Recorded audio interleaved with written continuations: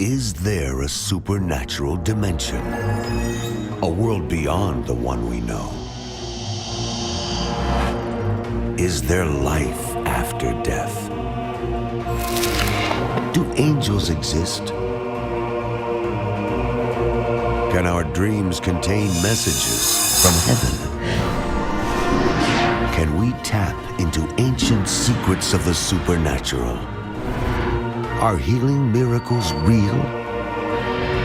Sid Roth has spent over 35 years researching the strange world of the supernatural.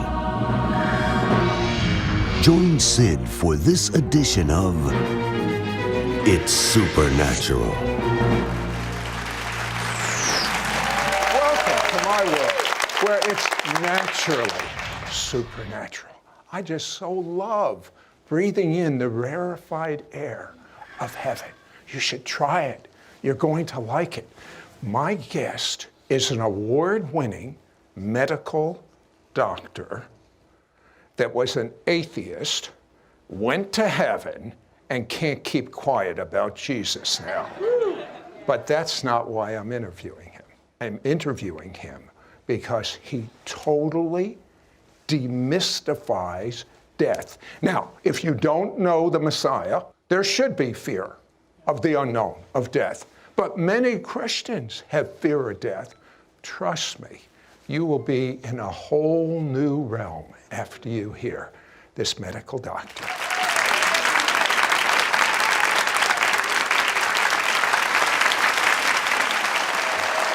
Now, Dr. Reggie Anderson is a medical doctor.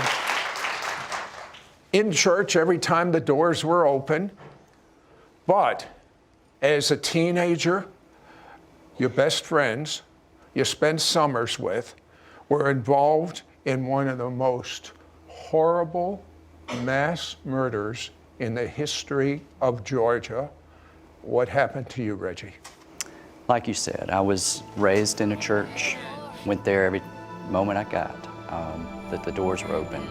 But then when I was 15, Jimmy and Jerry, my best friends growing up, were murdered, all 6 of their family members. And I ran as fast and as far as I could from the God of my childhood. And I could not believe that a God that would allow something like this, so horrible, to even happen. And so I felt like at that time that he must not exist because he didn't help my friends stay out of that tragedy. You did a little more than that, Reggie. Did you take your fist and tell me? I really got angry. I ran as far as I could into the forest near my home and I shouted angry thoughts at God. I mean, I hit my fist against the tree and I said, God, you can't be allowing this and you must not even be here on this planet. I mean, or you not even exist. So, his new God became science. And through science, he went to medical school, and they just reaffirmed that he should be an atheist until he saw one of the most beautiful things on earth. What was that? It was the human body. I was sitting in a gross anatomy lab, and I looked, it was a piece of art. I could not fathom that this order came out of chaos. Something so beautiful as the human body. I had no other explanation other than an artist, a creator. And so I started to think there must be something else besides. How did this defy your scientific understanding? Well, I had been trained classically as a scientist in physics to realize that unless there is an outside force, order goes to disorder. That's physical law. Yep. And of course, the biologists kind of disagreed with that. They said that evolution explained everything, that we came out of disorder. So I could not really resolve that conflict in my mind as a scientist. So then I see the creation in front of me, the human body, and I realized the only way this could happen was with a creator. But it still wasn't enough because all that hurt inside of him, all that anger, all that rage, God, why did you do this? And some of you can relate to this. So God knew exactly what to do with Dr. Anderson. He saw the most beautiful woman at college and decided, I want to meet her. But there's a problem. What was the problem, Reggie? Well, I asked her out on a date, and we went. And on the way home, I was asking her for a second date, but she asked me a very important question. Are you a Christian? And I said the only thing I could think of, my parents are. Oh, that must have helped a lot. So in response to that, she said, I don't think we should date because my life is dedicated to Jesus Christ, and your life is going on a totally different path. But he keeps pestering her, and he overhears her saying to one of her girlfriends, this Reggie, he's an atheist, and he's kind of a stalker. But that still didn't stop you seeing her, and so finally, he goes off on a camping trip. He promises her that he'll read a book. What happened? Well, she had given me a book a few weeks earlier called Mere Christianity by C.S. Lewis. And my mother had mailed a Bible to me. And I took those two books and I sat down by the fireside and I read straight through Mere Christianity. And I read the Gospel of John. And then I fell asleep. And I started dreaming, the most miraculous dream ever. For an atheist, especially. What was it? Well, in that dream, Jesus came to me and he spoke these words. He said, Reggie, why are you running from me? Your friends are here with me in paradise. And I turned and I could clearly see Jimmy and Jerry and all their family, and they were well and healthy, and I wanted to be there with them. I did not want to leave that space with them. And then Jesus said, if you'll stop running and listen to my words, I have a plan for the rest of your life. I mean, it was such a plan. He found out what he was supposed to do the rest of his life in heaven. In this dream, when we come back, you're going to find out, and it was preposterous to him, and surely preposterous to the woman he was kind of stalking. Be right back. We'll be right back to It's Supernatural. My passion is for you to walk in divine health 24/7. That's why I handpicked my favorite healing scriptures from many translations of the Bible, personalized them for you, and made them available in this free ebook. I want you to meditate or pray out loud these scriptures over your life daily and witness the supernatural healing power of God's kingdom come upon you. Download your free Healing Scriptures ebook now. We now return to It's Supernatural. So, Dr. Anderson, as a medical student, as a practicing atheist, goes to heaven. Tell me, as a doctor, what you saw, what you experienced in heaven. Well, I turned and saw my friends who are healthy and well. I saw Jesus, and I felt his presence, and he spoke to me into the deepest part of my soul. And he told me things that I would experience later in life.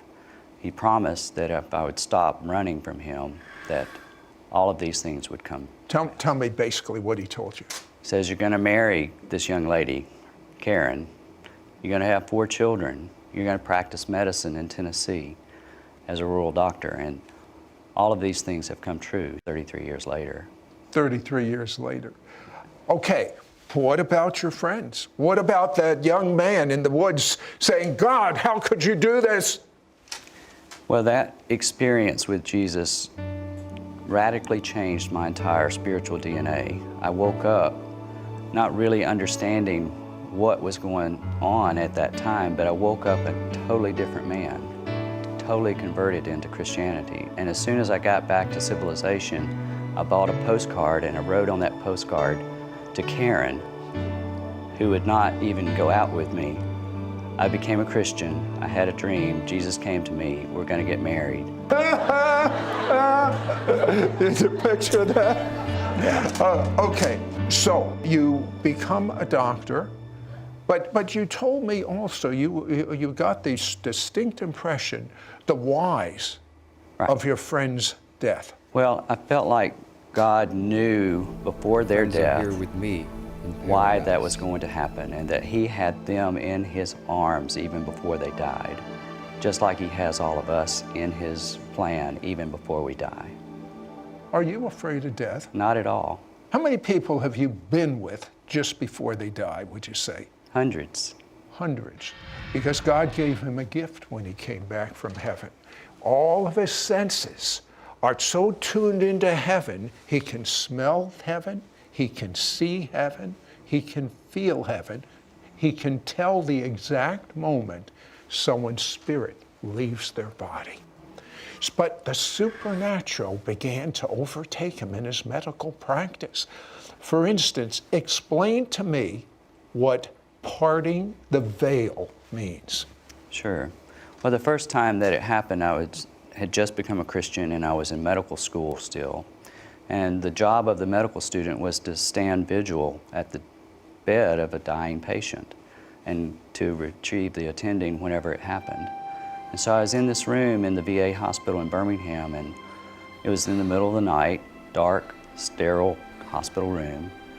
And this man, I knew he was a Christian because his family had been in earlier and been praying with him.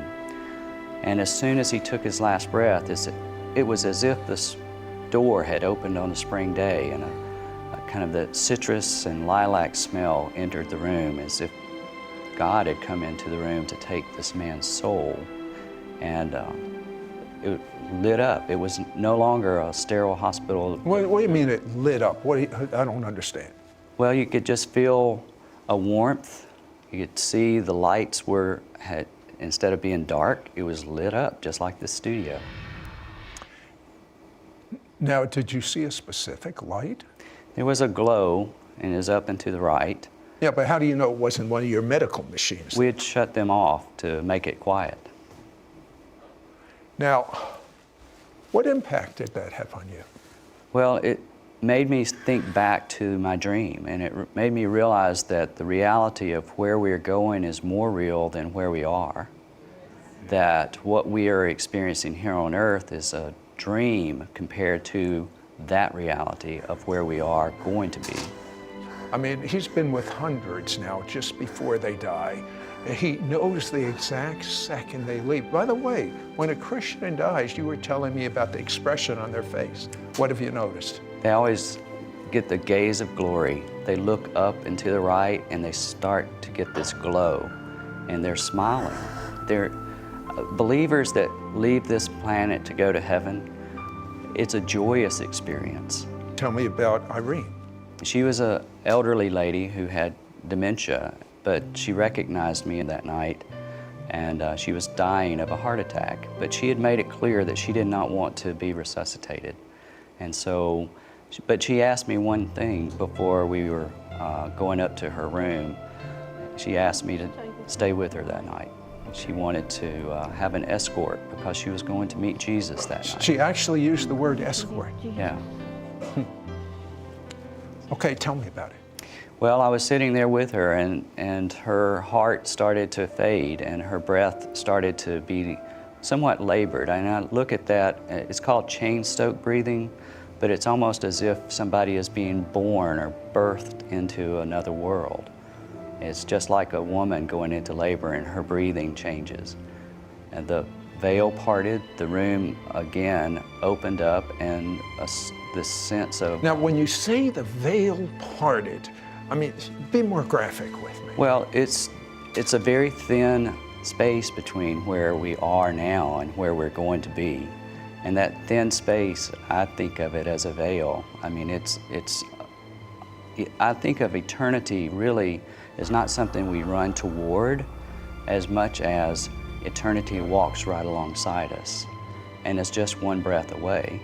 And once we take our last breath here, it's our first breath in heaven. Well, I think Dr. Anderson's taken away the breath of some of you that are watching right now. We're going to be right back and find out how the supernatural started increasing more in Dr. Anderson's life. It's supernatural.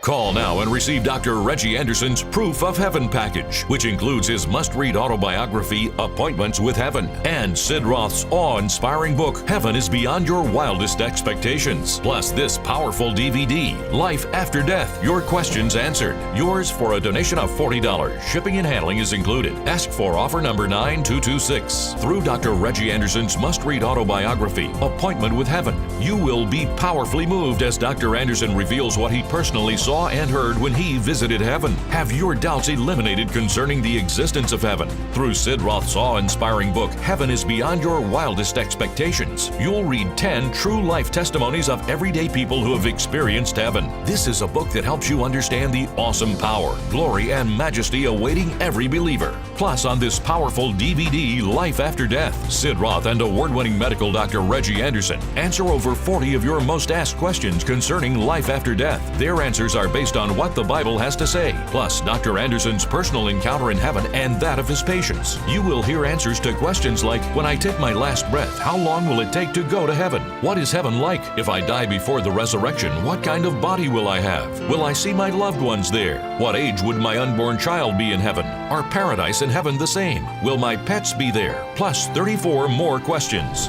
Don't miss out on getting Dr. Reggie Anderson's Proof of Heaven package, which includes his must-read autobiography, Appointments with Heaven, and Sid Roth's awe-inspiring book, Heaven is Beyond Your Wildest Expectations. Plus this powerful DVD, Life After Death, Your Questions Answered. Yours for a donation of $40. Shipping and handling is included. Ask for offer number 9226. Call or you can send your check to Sid Roth. It's Supernatural. P.O. Box 39222, Charlotte, North Carolina 28278. Please specify offer number 9226 or log on to sidroth.org. Call or write today. We now return to It's Supernatural. Okay, I'm here with Dr. Anderson, and he found out that his hands are naturally cold. But when he examines a patient, what normally happens, Dr. Anderson, with your hands? Well, they are extremely cold, and when I shake a person's hands, they usually comment on it. Even you said something the other day. And they start to warm up whenever I'm examining a patient and I find an area that's not normal. Give me one example. Well, I had one patient that I shook her hand, and she was just a friend of my mother's, and I asked her if she had had any thyroid issues, and she did not know of any, and I told my mom that she probably ought to check with her doc, and sure enough, 2 weeks later, she called her mom and said, you do have some thyroid issues, so. Well, you know, the thing that still amazes me about how he holds hands with hundreds of people, and you told me that there's almost like a breeze that you feel. Describe graphically things you see and feel and sense. Well, there was another case of a young boy that was in the emergency room that I had examined after he had injured his head, and I put my hand on his head where he had injured it, and there didn't seem to be anything outwardly wrong with him, and as a matter of fact, I was going to send him home with just some instructions. But as I was speaking the words to the mother, I said, I think we need to send your young son to Vanderbilt to have a CT scan. Why'd you say that? I don't know to this day, other than God spoke those words through me. And What happened? 4 hours after I sent him in, the neurosurgeon called me, and I was expecting him to kind of give me, up the country for sending a normal child in. But he said if you had not sent this child in, he would have died. He had a bleed inside his head, and we just finished surgery. Tell me someone that died, medically speaking, came back to life, and told you what they saw. Sure. She was suffering from a heart attack, and we sent her in to the cardiologist, and he discovered that she had a blockage. He took her to the cath lab, was doing a procedure to open the blockage, and she died. And he did CPR on her. She was flatlined for 2 hours. And he called... You're sure she was dead? I guess flatline is shorthand for dead. Right. Cardiologist called me and said, I don't know, I mean, we went on and on with this procedure because I had a resident that I wanted to train on how to do CPR. And anyway, after 2 hours, her heart started. So we took her to the ICU. Why did her heart start after flatline for 2 hours? God only knows.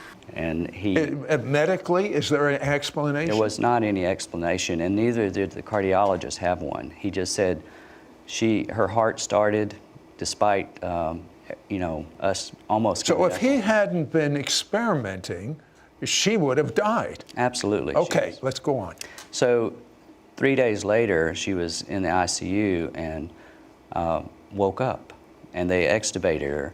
And the first thing that she wanted to tell the nurses was to call me. And so Karen and I went to the ICU in Nashville to visit with this lady.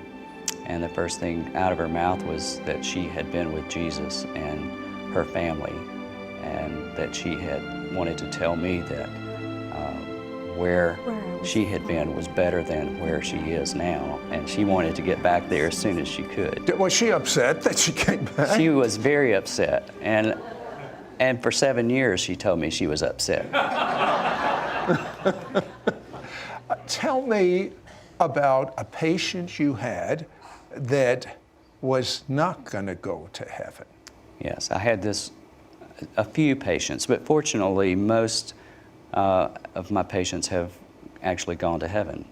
But I have had one that I struggled with, constantly trying to bring him back to the Lord, because he was a man that had given up on God and many years of bitterness and that sort of thing. And at his bedside, when he took his last breath, it was very, very different than the ones that go to heaven. What was different? Instead of being smiling and happy and looking, he was very angry and almost fighting his last breath. And there was a sense of darkness and coldness in the room. So it had changed radically, very different from the one of my experiences with the patients that go to heaven. What would you say to someone that is facing death right now that is a Christian? What I would say is that you have nothing to fear, that the veil is very, very thin, that we're not running toward eternity, but eternity walks right alongside us, and it is waiting for us. Jesus is waiting right past the very thin veil, and that he is loving that we are coming to meet with him.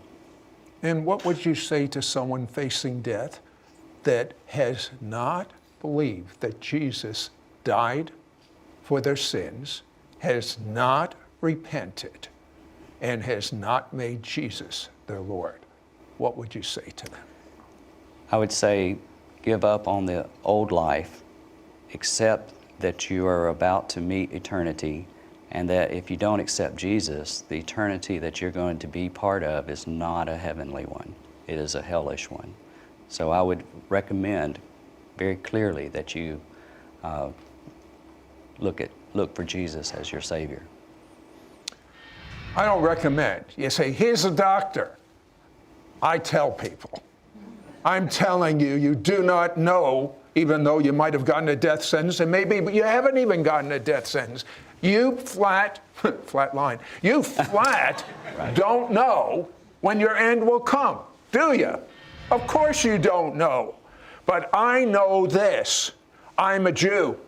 And when I was 30 years of age, Jesus came into my bedroom, and he's real. And I know my Orthodox Jewish father, who was just like Dr. Anderson, with his hand in the fist towards God. I know that on his deathbed, he had an encounter with Jesus and said this prayer that I want you to say with me out loud right now. Say, I believe Jesus died for my sins. And by his blood, God remembers my sins no more. And I'm clean. And now that I'm clean, I ask Jesus to be my Lord. Live inside of me. I'm going to heaven!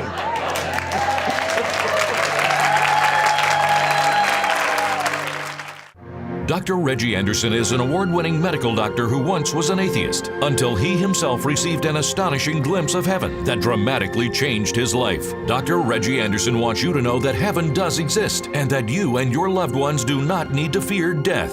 Call now and receive Dr. Reggie Anderson's Proof of Heaven package, which includes his must-read autobiography, Appointments with Heaven, and Sid Roth's awe-inspiring book, Heaven is Beyond Your Wildest Expectations, plus this powerful DVD, Life After Death, Your Questions Answered. Yours for a donation of $40. Shipping and handling is included. Ask for offer number 9226. Through Dr. Reggie Anderson's must-read autobiography, Appointment with Heaven, you will be powerfully moved as Dr. Anderson reveals what he personally saw and heard when he visited heaven. Read the faith-building testimonies that Dr. Anderson shares when God allowed him to peer into heaven's entryway, observing hundreds of his patients as they slipped into the next world. Have your doubts eliminated concerning the existence of heaven. One of the reasons that I wrote this book was to give people hope. If you've ever had a question about where we're going, what happens in tragedy, and is heaven for real, this book will answer a lot of those questions from a medical standpoint. Through Sid Roth's awe-inspiring book, Heaven is Beyond Your Wildest Expectations, you'll read 10 true life testimonies of everyday people who have experienced heaven. This is a book that helps you understand the awesome power, glory, and majesty awaiting every believer. Plus, on his powerful DVD, Life After Death, Sid Roth and award-winning medical Dr. Reggie Anderson answer over 40 of your most asked questions concerning life after death. Their answers are based on what the Bible has to say, plus Dr. Anderson's personal encounter in heaven and that of his patients. You will hear the answers to questions like, when I take my last breath, how long will it take to go to heaven? What is heaven like? The sights, the sounds, and the atmosphere. What kind of work will I be doing in heaven? Will a person who commits suicide go to heaven? If I die before the resurrection, what kind of body will I have in heaven? Will I see my loved ones in heaven and be able to communicate with them? What age would my unborn child be in heaven? Are paradise and heaven the same? Will my pets be there? What will happen to my disabilities in heaven? Plus 30 more questions. Don't miss out on getting Dr. Reggie Anderson's Proof of Heaven package, which includes his must-read autobiography, Appointments with Heaven, and Sid Roth's awe-inspiring book, Heaven is Beyond Your Wildest Expectations. Plus this powerful DVD, Life After Death, Your Questions Answered. Yours for a donation of $40. Shipping and handling is included. Ask for offer number 9226. Call or you can send your check to Sid Roth. It's Supernatural. P.O. Box 39222, Charlotte, North Carolina 28278. Please specify offer number 9226 or log on to sidroth.org. Call or write today. Next week on It's Supernatural.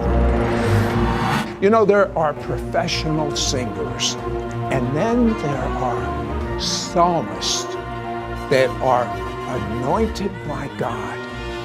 Now, when a professional singer sings, sometimes they can even break a glass. When an anointed psalmist sings, stage 4 cancer cannot stand in their presence.